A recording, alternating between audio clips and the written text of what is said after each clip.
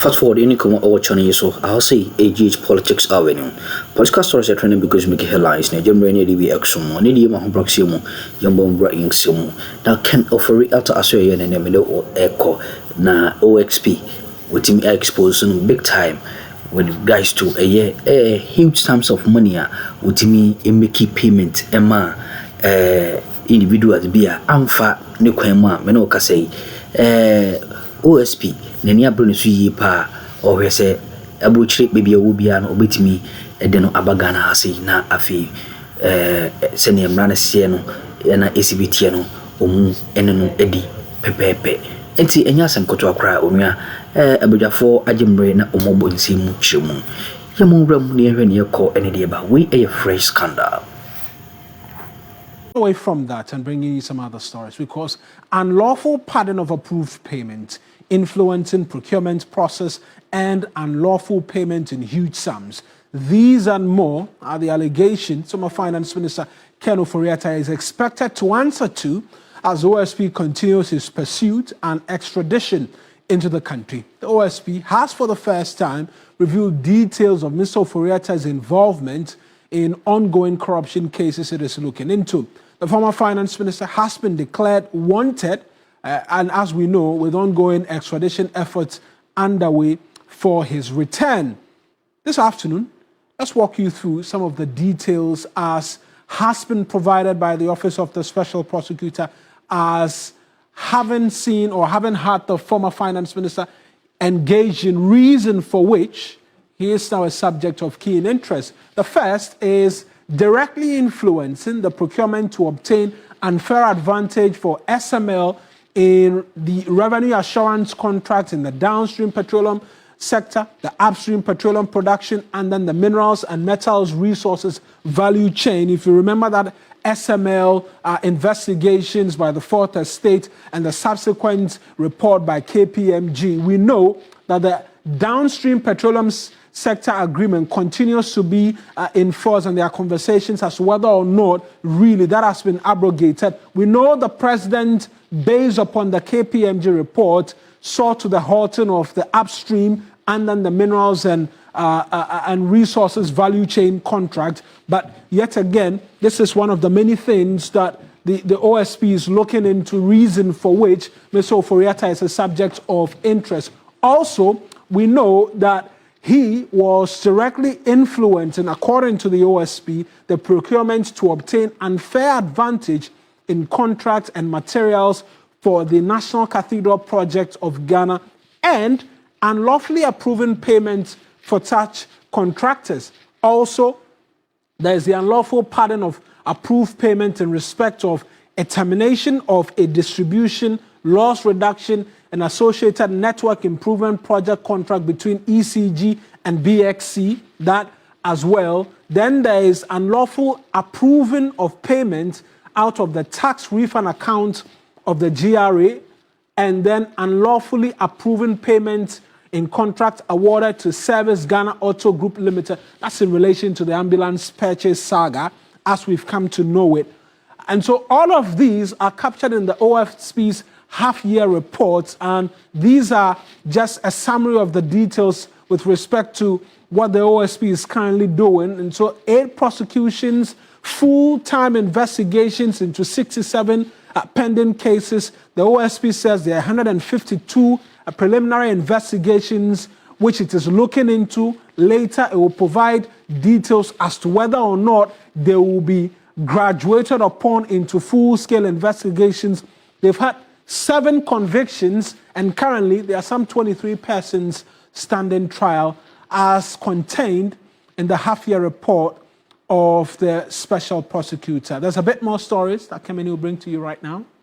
Absolutely. Now, government has set up a committee to investigate the alleged assault of a health worker at the Ridge Hospital. A viral video which captured a clash between a relative of an accident victim and health workers at the hospital's emergency department over alleged delays during care has sparked public concern.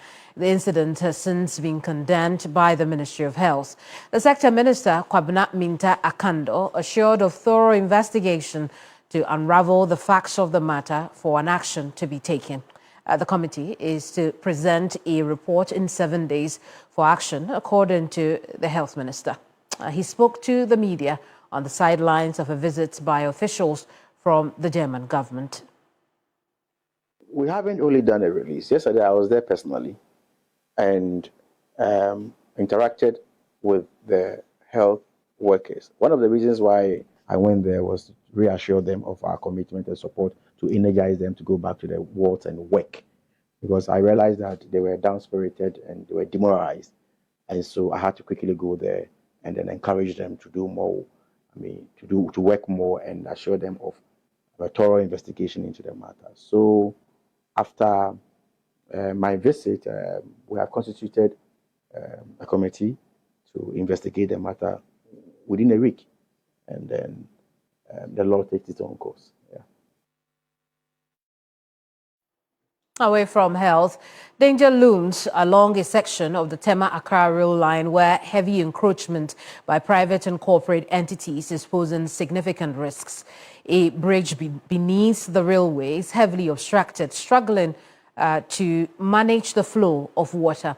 Now, this blockage has raised fears that the bridge could collapse, potentially endangering the rail line, which remains in active use.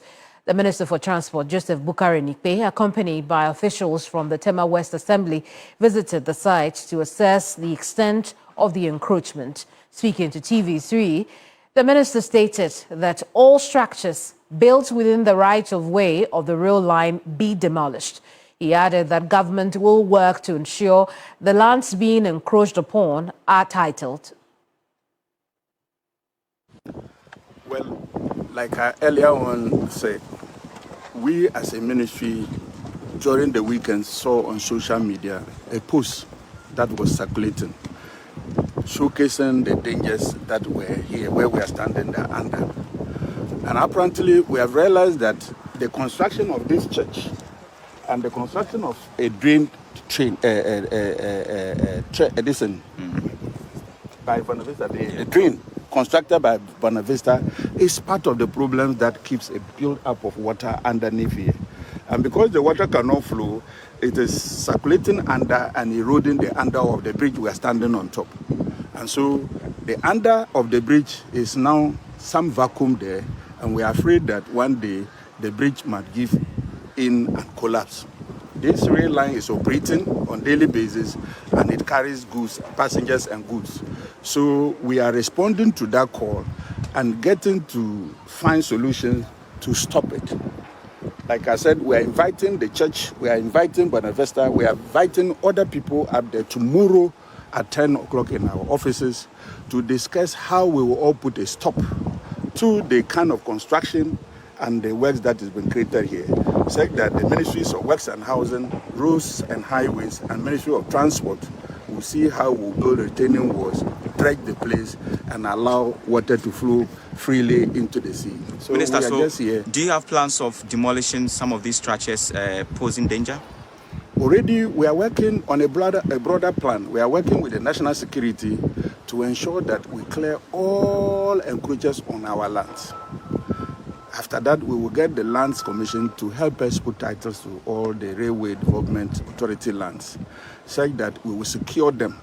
We are envisaging to expand or create the inner light rail systems for our people. If we do not have the land, we will not be able to embark on such projects.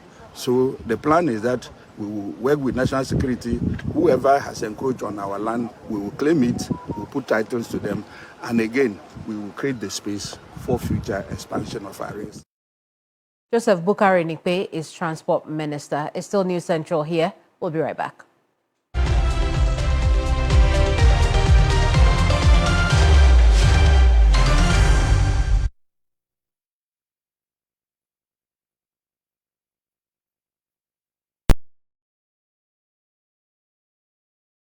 Cadbury Hot Chocolate.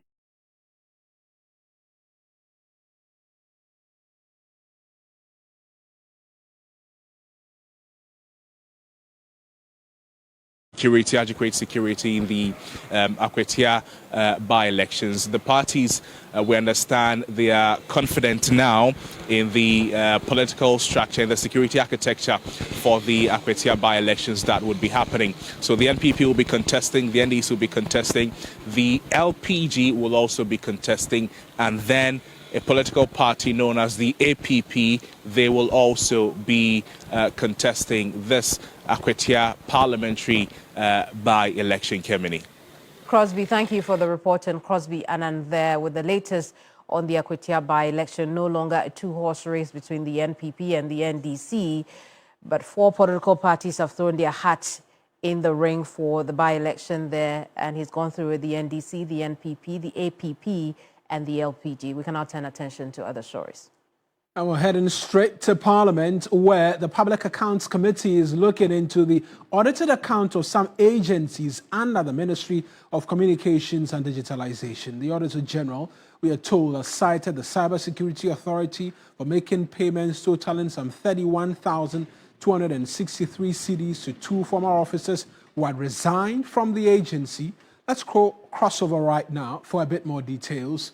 And we'll connect with my colleague Christian Yale as well, who is stationed in Parliament and monitoring the proceedings for us. It's been heated exchanges at some point, but let's connect with Christian right now. Here at Parliament, where the Public Accounts Committee has started interrogating some figures as contained in the Auditor General's 2024 report concerning various ministries, departments and agencies under government, the various government institutions. And so today the sitting began with a consideration of a number of agencies under the Ministry of Communications, Digital Technology and Innovations.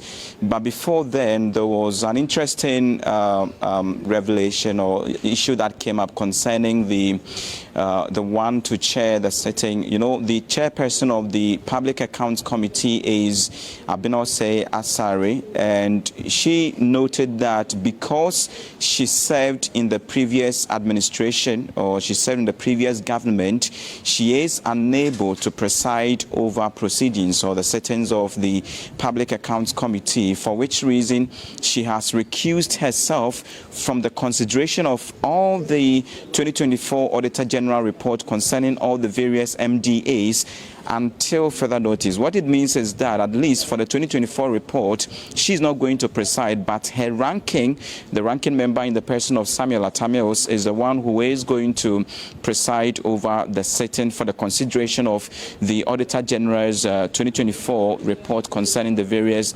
MDAs and ministries. As such, we had the National Information Technology Agency, NITA, appearing first before the committee. I can report to you that a number of issues came up concerning a contract that NITA signed with Smart Infraco, which raised some concerns. The Auditor General in its report had raised an issue about an amount of $6.7 million payment which was made to Smart Infraco, which amount has not been accounted for. And when that question was posed, the acting director of the Ministry of the Communications was unable to answer to how that amount was, charged or paid to Smart Infraco. He makes a point that he was not privy to discussions as of the time concerning that contract, and so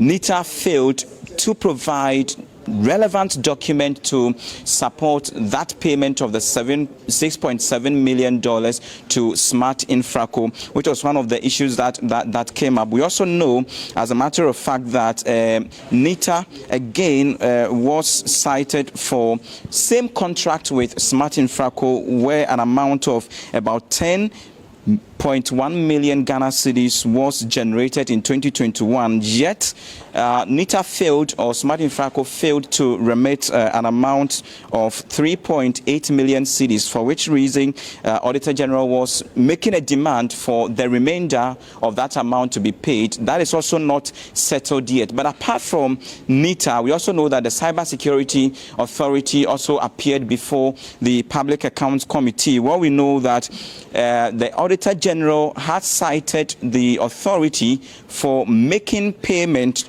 to the tune of some 31,000 Ghana cedis to two former appointees who were serving under the authority, and at the time the understanding is that they had resigned from their role, and so the question of ghost names and how such an amount was paid to those two former appointees came up as well. And yet again, the Cybersecurity Authority could not answer to that. The Acting Director General, Divine Agbeti, said the payment was made by the Controller and Accountant General Department, so he was unable to answer to that. I can tell you that as it stands right now, the Public Accounts Committee has suspended sitting to 2 p.m. But before it did that, we know the Ministry of Lands and Natural Resources also appeared before the committee to answer some questions from the report of the Auditor General. What we know is that per the details that we have received, the Auditor General has cited the ministry for non-deduction of rent, which is amounting to the tune of some 59,000 Ghana cedis from 6 employees who were residing in staff bungalows in Adenta. But the understanding that we got from the Acting Chief Director of the Ministry of Lands and Natural Resources indicates that the ministry has been able to more or less retrieve a part of the amount, which is about some 43,000 Ghana cedis from the quoted amount. And so the charge, therefore, is that the ministry should be able to recoup the remainder of the quoted amount as maintained or as contained in the Auditor General's report. And so that is the update so far from the PAC sitting here in Parliament. What we know is that there are other agencies, other departments that are going to show up subsequently at 2 p.m. when sitting does resume here in the committees room 1 and 2. But the interesting bit, like I indicated earlier, is the conflict of interest issue that was raised by the chairperson, Abinose Asari, for which reason she has recused herself to allow the ranking to take over. So it is expected that if anything at all, then it is only from 2026 that she is able to preside over sitting to properly scrutinize, so to speak, the government of the day for the various infractions that would be identified by the Auditor General thereof. Back to you in studios. Christian, thank you very much. And it's a very interesting point Christian raises, because in the spirit and what they say, the spirit and the letter of the reasoning behind why the minority is supposed to chair the Public Accounts Committee so as to hold the government in check. But you have a bit more for us on that meeting between the political parties and the police committee? Absolutely. We'll now take you back to the police head office where Deputy Director of IT and Election for the NDC is speaking to our cameras. We had a very fruitful discussion with the IGP and the team, and present was the MPP, ACP, and then the APP. These are the party contesting their Akwatia by-election. They've given us their roadmap, their deployment plan, indicating they are bringing all their regional commanders and then their POMAC members to beef up security, and that they are not going to leave any stone unturned to make sure that there's enough security at the place. So they are not expecting anybody to come with any macho men or personal security and all that. The EC also briefed us what they intend to do in terms of accreditation. They'll make sure that all our leadership who are going to do the monitoring observation will be given accreditation. And we are very clear in our mind that the NDC, we are committed to the peace plan, the process they've put in place. But we are mindful of the activity of our opponent who will come in there with dangerous weapons. You remember what happened at Blekumanov that triggered all this problem. And then, yes, I mean, there was a pepper spray. I mean, one of their leaders, our commission, had pepper spray in her back. She came to the place and was asking an unnecessary question. To the extent she was spraying that one, even to officers of the police as well as the EC officials. I mean, all these things caused the problem at that polling stations. So we're telling them they need to beef up security and make sure that the fact that you are a former minister or a former MP or a MP, if you don't have accreditation, you have no business at the polling stations. And I also made it easy to make sure that they post the results at the end of the collation in each of the polling stations, because it's a requirement under Regulation 39(3)(c) that at the end of the collation they need to put one there, so that if there's anything, we can rely on that one too. The EC said yes, and they're also saying that we should make sure that our supporters don't tamper with those things when they put it out there. I mean, so we're clear in our mind. The police have given it all the assurance, but they were also worried about some arrests that are from this and our current Deputy General Secretary made a statement that former appointees will be arrested at Akwatia. They raised it there, and we're surprised. Why should they bring it to this place? Because our Deputy General Secretary didn't say the police will arrest. He said they will be arrested. And there are other agencies. No, there are other agencies. It's not the only official authority. There are others. And I'm saying that if you are a fugitive, and then you should be worried about it. If you are not a fugitive, why should you be worried with a statement of that nature? But as we speak, we don't know of any. And so hold on, wait and see whether the people will be picked or not. If you know you have done something against the law, and they are looking for you and they're not getting you, if you avail yourself over there, they will arrest you. There are other agencies who have the power of arrest. And they don't necessarily need. I have my 2 lawyers flank me here. I'm not a lawyer. These are 2 senior lawyers. And they've made me to believe that even citizens can arrest and hand over to the police. Are not true.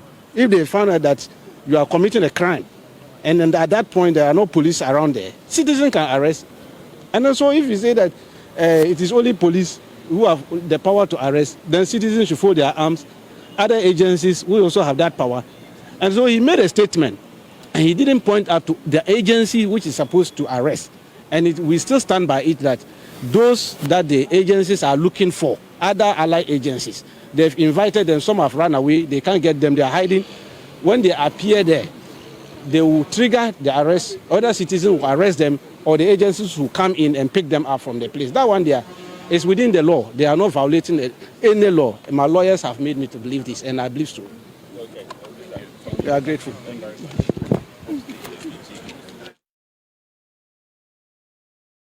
Well, Rashid Tanko Computer there. He's Deputy Director of IT and Elections for the NDC, speaking to our cameras post that meeting with the Electoral Commission and the police service as well. But let's go back there because Henry Nana Boache is about to speak to the press as well. He's also the party, the NPP's organizer. This was a good meeting. We raised some important issues. The police gave us the assurances, but we said that assurances are built on confidence. We also expressed our dissatisfaction with the conduct of the Ghana police, especially in the recently held rerun of about 19 polling stations in Ablekumanov. We said that thugs who were linked to the NDC, who caused mayhem, their images are all over, the videos all over. And as we speak, the Ghana police has not effected any decisive arrest. We saw a communique that stated that they have arrested 2 persons. We don't know what came up. We don't have any update. Were they put before the court? Are they on remand? We don't even know anything at all. So we were very, very, very strong on this particular point. And then the IGP said that, look, they are... When is some how the team cause watching and so on, was so Jim, oh, Harris and so why didn't they do be a dominion? Essentially, they are some more conscious.